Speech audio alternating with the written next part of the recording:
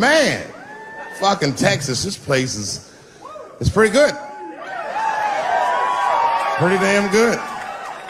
You know, I was in Santa Fe the other night and a motherfucker threw a banana peel at me. Yeah, that didn't feel so good. Of course, it was a white person. Not to indict the whites, I'm just saying. And then not only did he throw a banana peel at me, but it was premeditated. You could tell. You could tell the peel was too brown, you know what I mean? It was like, you didn't eat that banana recently, motherfucker. You had that shit waiting on me. And the whole crowd was white, so it just got instantly creepy, and everyone looked like they were looking at 12 Years a Slave or something. They were all just like...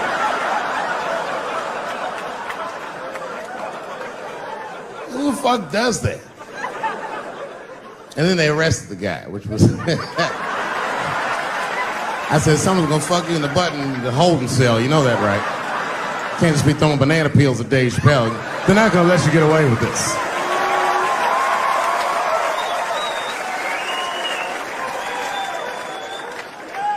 And the press called me up like, do you have a statement? A statement? For a fucking banana peel? No! I don't have anything to say. This guy was like fucking famous for throwing a banana peel at me. 20 years from now, he's gonna be tucking his kids into bed and the kid gonna be like, Daddy, tell him about the day that you threw that banana peel at that nigger in Santa Fe. Boy, I'll tell you what, that black motherfucker saw his name up on the marquee about a week before. I said, man, if I could just get close enough to meet him, throw a banana on that nigger and show him how. Fucking banana gate. I didn't even want to press charges. You know, this has happened to me before. No, sir, it's not a banana. I live in Ohio, right? So this is like a few winters ago. Oh, I didn't know you would ever clap for that. Well, all right. That's the first time that shit's ever happened. Ohio! Anyway, I live amongst the whites. Small town in Ohio. And it was wintertime, and it had snowed recently, so there were huge snowdrifts on the street. I was walking with my sister. Now, my sister was dressed in all Muslim garb, as were her children. And I was dressed as Dave Chappelle. And we were walking and just talking about something, and a car sped around the corner, and the window came down, and somebody threw a snowball and hit me right in my shoulder. I didn't know what was going on. Why was this happening? Because I'm black, because she's Muslim, because I'm Dave Chappelle. I couldn't tell. But again, I knew it was premeditated. Because who the fuck has a snowball in a warm car? Way through, lady, because he went around the corner and got stopped at the red light. He was caught in the traffic. So then I ran out into the street and I just tapped on his window. Hey, my man, can I just talk to you guys for a second? Come on out for a second, I just want to talk to you. There's 4 young white dudes in the car. They were like, just chill, bro. I said, relax. I just want to talk. Now, this is an old black trick. Really, I didn't want to talk. I was gonna fuck them up. So, if you're ever caught in traffic and a black guy starts saying he just want to talk to you, don't open the door, nigga. And even if he's me, smiling at you. And they were like, chill, bro, just chill. And then the one guy in the back seat, I don't know what, he was just cockier than his friends. He was like, fuck it, man. I'll get out the car. And I started yanking on his door. Let me help you, motherfucker. Let me just help you out. And I didn't notice his window was down. And he threw a snowball and shit me right in my chest. Pow. He said, fuck you, you fucking nigger. And then the light turned green and they sped off. And I smiled from ear to ear. I looked at my sister and she said, I got the plates.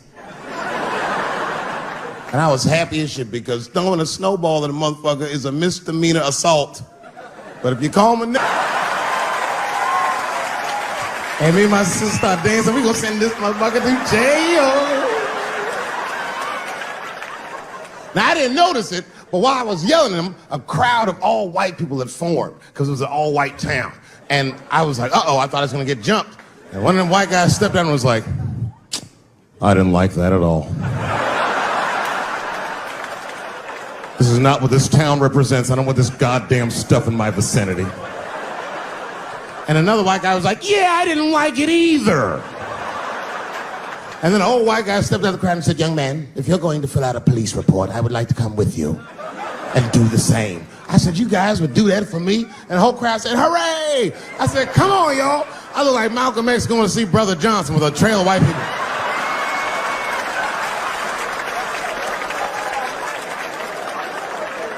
Cause I've been busy, I've been chasing waterfalls. I stopped believing in some kind of miracle. And I've been staring at the sun for too damn long. But when I opened up the door, they led me back to unreal. An hour later, we was all just sitting in the police station, and the police came in. They're like, well, Mr. Chappelle, 16 identical police reports. We ran the tags, 2 young men that had their mother's car.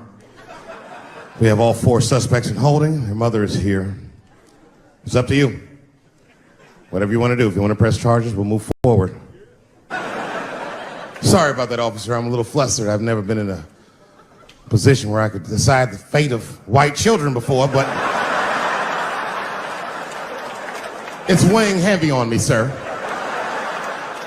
And I really can't decide. And I saw a lady pacing back and forth in the hallway, and I said, is that? He goes, yes, that's their mother. Well, can I speak to her before I make a decision? And when the mom came in, she saw it was me. She busted out crying. Oh, God, oh, no, I don't want him to go to jail.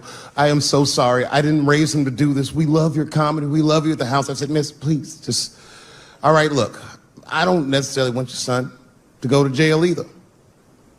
But what he did was pretty fucked up.